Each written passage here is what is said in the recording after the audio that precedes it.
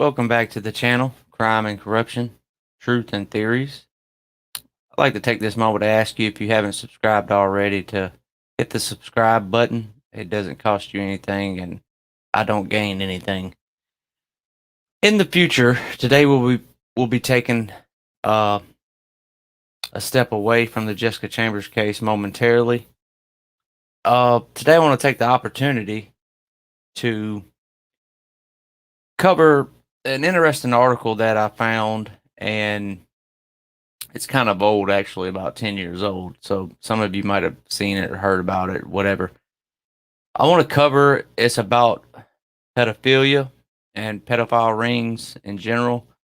A lot of the cases going forward, whether it be John Benet Ramsey, uh, Johnny Gosh, uh, Samantha Sharkis, and other cases, and a lot of different cases that we will be discussing, not necessarily global pedophile rings, but local pedophile rings, um, and pedophilia in general, connect and tie to these cases in a lot of ways. So I figured this would be a great opportunity and a great short video to lead in to some of these cases, and some of these things are absolutely astonishing. Um, I'm not sure what the hell is wrong with people in the world. I mean, the fact that we even have to talk about this as a problem globally and in the United States is absurd. But I came across this article, and it's by MSNBC. Massive online pedophile ring busted by the cops. An internet pedophile ring with up to 70,000 members. I want you to really take that in. Okay? This is just one online pedophile ring. It was found to have at one point 70,000 members.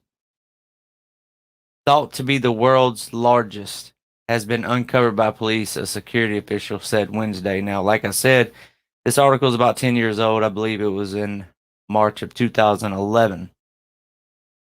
Some of the excerpts from this article I'm going to go over. It says an internet pedophile ring with up to 70,000 members, thought to be the world's largest, has been uncovered by police, a security official said Wednesday. The European police agency, Europol, said in a statement that Operation Rescue had identified 670 suspects and that 230 abused children in 30 countries had been taken to safety. More children are expected to be found. It said so far 184 people have been arrested. Investigations in some countries were continuing. Most of these detained are suspected of direct involvement in sexually abusing children. They include teachers, police officers, and scout leaders, the AP reported.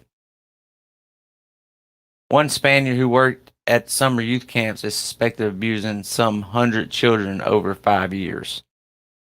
So, we've all heard and read about and watched on TV the many problems that the Catholic Church and other churches, to be fair, but in particular, I would think it would be safe to say the Catholic Church in general, the problems they have had with pedophilia. But really look at this. I mean, really take this in. 70,000 members, and look who it is by. It's some of the people that is considered to be the most trustworthy of people that we deal with on a daily basis. Teachers, police officers, scout leaders, summer youth camps, counselors, priests. This is really one of the most disturbing articles I have ever came across.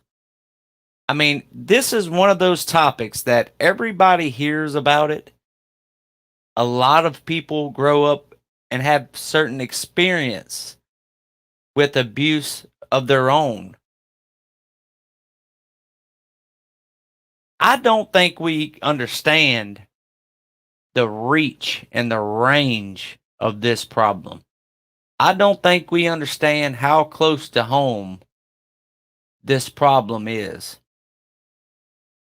This is a severe problem in the world, in our country, but in the entire world, there's not really a place you can go to escape it.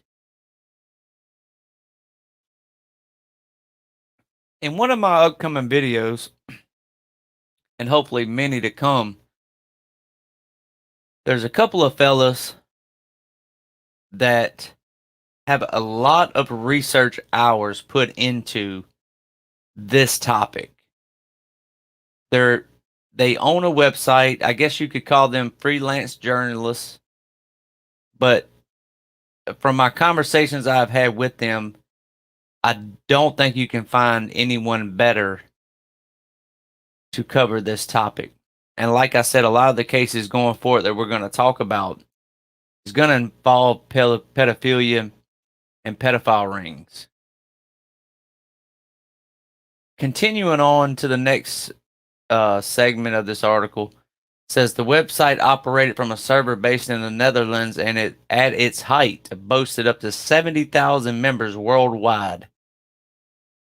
It attempted to operate as a discussion-only forum where people could share their sexual interest in young boys without committing any specific offenses, thus operating below the radar of police attention.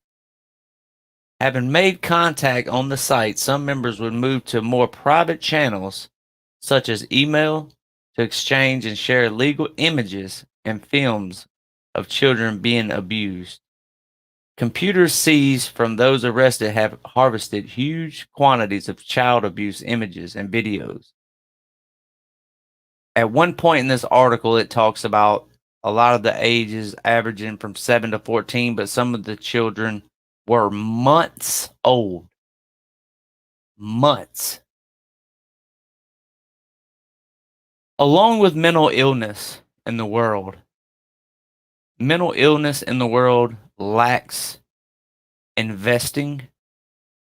It lacks the funds to figure out and find cures and causes and reasons why we have some of the mental illnesses in this world.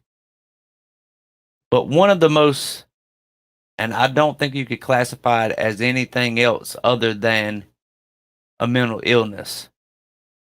One of the most disturbing things, one of the most important things in our society that we should be trying to stop.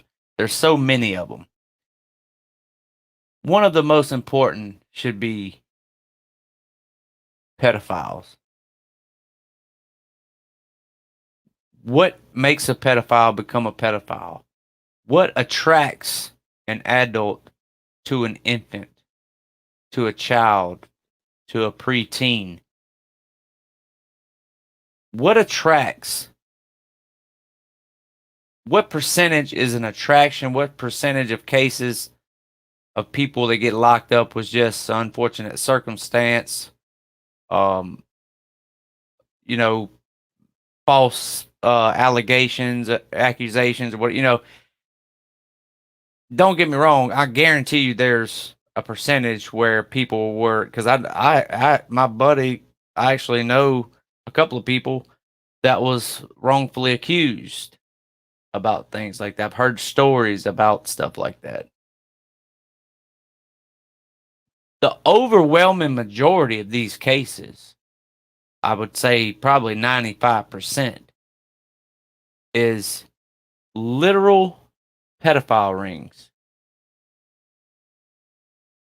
Out of curiosity, something I guess I've never really thought of, I got on the internet and I said, How many kids go missing each year? I figured before I researched it that there would be, a pretty decent number because there's 8 billion people in the world. I did not expect to get this answer. According to Google, or according to this website, icmec.org, an estimated 8 million children are reported missing each year around the world. 8 million children. If you do not think this is close to you, think again. Think again. This is close to you. It's a couple of doors down from you. It's on the same street that you're living on right now. One of the most notorious cases that we will get into is Johnny Gosch. Netflix has a documentary about it, and I'm sure a lot of people know about it way before the documentary. But just to give a brief rundown of this story, and we will talk about it at length at a later date. John David Gosch, born November 12, 1969, disappeared September 5, 1982. He was a paperboy in West Des Moines, Iowa, who disappeared without a trace between 6 and 7 a.m. on September 5, 1982. He is presumed to have been kidnapped. As of 2021, there have been no arrests made, and the case is now considered cold, but remains open. His mother, Noreen Gosch, claimed that Johnny escaped from his captors and visited her with an unidentified man in March of 1997. She claimed that her son told her that he had been the victim of a pedophile organization and had been cast aside when he was too old, but subsequently feared for his life and lived under an assumed identity, feeling it was not safe to return home. Gosch's father, John, divorced from Noreen since 1993, has publicly stated that he is not sure whether or not such a visit actually occurred.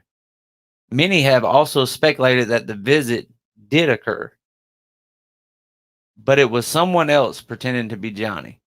Authorities have not located Gosch or confirmed Noreen's Gosch account, and his fate continues to be the subject of speculation, conspiracy theories, and dispute. I'm not sure how it could be the subject of conspiracy theory because it's not a conspiracy theory. The case received huge publicity in 2006 when his mother claimed to have found photographs on her doorstep depicting Gosch in captivity. Some of the photos received were claimed to be children from a case in Florida, but one boy in the photos was never identified. Noreen Gosch insists that boy is Johnny. Johnny Gosch picture was among the first featured on milk cartons as part of a campaign to find missing children. So this is a case, if you haven't heard about it, or if you want to learn about it, on Netflix, they have a very good documentary on it. It's very intriguing. His name is Johnny Gosch, and he just vanishes. There's eyewitnesses that see two people abduct him on his paper route. The police were slow to respond to the incident. The mother basically launches her own investigation. She goes on to write a book. It's called Why Johnny Can't Come Home. Suspected people tied to this pedophile ring was the CIA, military, and politicians from Washington, D.C. So this is a very interesting case. I'm not sure if you've heard about it or not, but me and a few guests in the future will be going through this case as part of a ongoing series, and we will be covering a bunch of other cases. So that's going to be all for today. I appreciate you tuning in and watching this video. If you like the video, please leave a thumbs up. If you would, take a moment to subscribe. As I've stated, it doesn't cost you anything, and I don't gain anything from it. Please interact in the comment section if you have any comments about this case or cases that you would like to talk about in the future. Please let me know. And for today, that's going to be all. And y'all have the rest of y'all's, have a good day for the rest of your day.